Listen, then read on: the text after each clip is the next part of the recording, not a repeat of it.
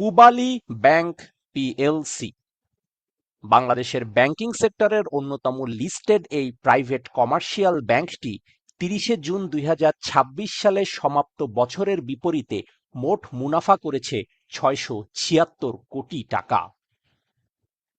Listed এই private commercial ব্যাংকটির শেয়ারে কি বিনিয়োগ করবেন, অথবা বিনিয়োগ থাকলে কি সেটি হোল্ডে রাখবেন, নাকি সেল করে বের হয়ে যাবেন?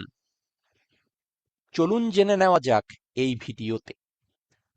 তো প্রথমে এই পূবালী ব্যাংক পিএলসির ৩০শে জুন ২০২৬ সমাপ্ত বছরের এগেইনস্টে তাদের যে financial statement approve by the board of directors of this bank, তো সেটার বিপরীতে আমরা দেখতে পাচ্ছি যে কোম্পানিটির ৩০শে জুন ২০২৬ তারিখে নেট প্রফিট আফটার ট্যাক্সেশন ছিল ৬৭৬ কোটি টাকা। তার ঠিক এক বছর আগে অর্থাৎ ৩০শে জুন ২০২৫ সালে কোম্পানিটির নেট প্রফিট আফটার ট্যাক্স ছিল ৫৬৫ কোটি টাকা। অর্থাৎ আমরা দেখতে পাচ্ছি মাত্র এক বছরের ব্যবধানে কোম্পানিটির নিট মুনাফা কিন্তু বেড়েছে প্রায় ১১১ কোটি টাকা। সো এটা একটা বিগ পজিটিভ ট্রেন্ড আমরা দেখতে পাচ্ছি তাদের অপারেটিং প্রফিটের ক্ষেত্রে।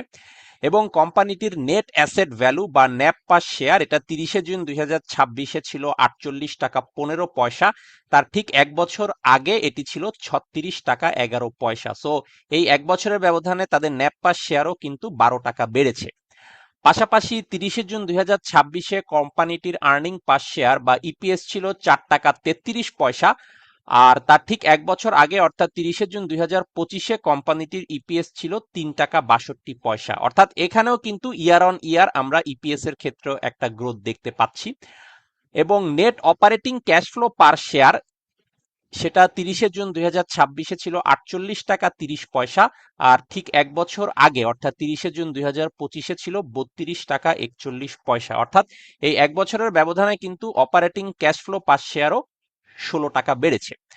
তো এক্ষেত্রে আমরা যেটা দেখতে পাচ্ছি যে প্রতিটা প্যারামিটারেই কিন্তু আমরা একটা পজিটিভ গ্রোথ দেখতে পাচ্ছি, সেটা নেট প্রফিট থেকে শুরু করে ন্যাপ পার share, EPS, operating cash flow সবকিছুতেই। এবং সেটার একটা ব্যাখ্যা তাদের এই স্টেটমেন্টে দেওয়া আছে, যেখানে তারা বলেছে তাদের ন্যাপ পার শেয়ার যেটা ইনক্রিজ হয়েছে সেটা মূলত তাদের রিটেইনড আর্নিং বাড়ায় এবং পেইড আপ ক্যাপিটাল যেটা বেড়েছে স্টক ডিভিডেন্ডের কারণে।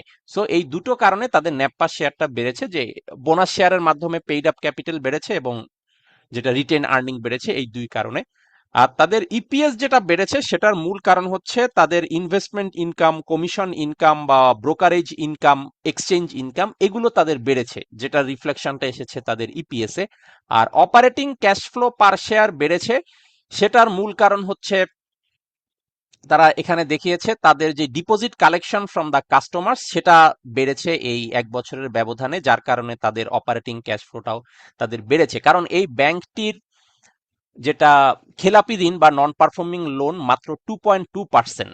সো যেহেতু এটা মাত্র 2%, সো অর্থাৎ বিলো 5%, সেই হিসেবে এখানে আমানত সুরক্ষিত এবং তাদের ক্রেডিট রিস্ক ম্যানেজমেন্টও খুবই স্ট্রং, খেলাপি ঋণ খুবই খুবই কম। তো যার কারণে যেহেতু খেলাপি ঋণ কম, management strong, credit risk management অনেক ট্রান্সপারেন্ট, যার কারণে কিন্তু আমানতকারীদের একটা আস্থা এই ব্যাংকের প্রতি আছে, যেটা রিফ্লেকশন আমরা দেখতে পাচ্ছি যে তাদের আমানত বেড়েছে এবং আমানত বাড়ার কারণে অপারেটিং ক্যাশ ফ্লো বেড়েছে এবং সেই টাকা তারা যখন বিভিন্ন ইনস্ট্রুমেন্টে ইনভেস্ট করছে সেখান থেকে তাদের ইনভেস্টমেন্ট ইনকামও বেড়েছে, যার কারণে প্রত্যেকটা প্যারামিটারই একটা পজিটিভ গ্রোথ আমরা দেখতে পাচ্ছি। তো পাশাপাশি এই পূবালী ব্যাংক পিএলসির বর্তমান মার্কেট প্রাইস আছে ৩৯ টাকা ৩০ পয়সা পার শেয়ার। এবং ২০২৫ সালে মোট ৩০% ডিভিডেন্ড দেয় এই ব্যাংকটি, যেটা 10% ছিল ক্যাশে আর বাকি 20% ছিল স্টক ডিভিডেন্ড। এবং বর্তমানে ব্যাংকটির ট্রেইলিং পিই রেশিও আছে 4.72। ব্যাংকিং সেক্টর হিসেবে ইটস ফেয়ার ভ্যালুড পিই রেশিও। এবং ডিভিডেন্ড ইল্ড ২০২৫ সালে ছিল 3.24%। ১৯৮৪ সালে এটি লিস্টেড হয় ঢাকা স্টক এক্সচেঞ্জে। তো এই ছিল সংক্ষেপে এই পূবালী ব্যাংক পিএলসির ৩০শে জুন ২০২৬ সমাপ্ত বছরের বিপরীতে তাদের যেই অ্যাপ্রুভড ফিনান্সিয়াল স্টেটমেন্ট সেটার একটা ব্রিফ রিভিউ। তো এই রিভিউ থেকে আমরা দেখতে পাচ্ছি ইপিএস থেকে শুরু করে অপারেটিং ক্যাশ ফ্লো সবকিছুতেই তাদের একটা পজিটিভ গ্রোথ এবং তাদের খেলাপি ঋণ মাত্র 2.2%, এখানে আমানত সুরক্ষিত। তো এবং ব্যাংকটির বর্তমান পিই রেশিও আছে 4.72, ট্রেইলিং পিই রেশিও। সো সেই হিসেবে ব্যাংকিং সেক্টর হিসেবে এটা ফেয়ার ভ্যালু। তো সেই হিসেবে আমি বলবো যে এই মুহূর্তে বাই করা পজিশনে বেশ অ্যাট্রাকটিভ একটা পজিশনে আছে ব্যাংকটির শেয়ার, বাই অ্যান্ড হোল্ড।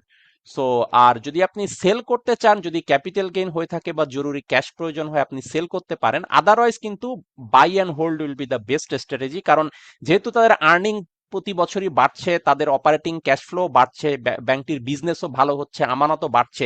তো সেই হিসেবে এটা যদি আপনি বাই করে ধরে রাখতে পারেন শেয়ার, আপনি বছর বছর ডিভিডেন্ড পাচ্ছেন, এবং ব্যাংক যদি আপনাকে ক্যাশ ডিভিডেন্ড নাও দেয়, যেটা আপনাকে স্টক ডিভিডেন্ড দিবে, সেই স্টক বা বোনাস শেয়ার আপনি সেকেন্ডারি মার্কেটে সেল করেও কিন্তু ক্যাশ ইনকামের সুযোগ পাচ্ছেন।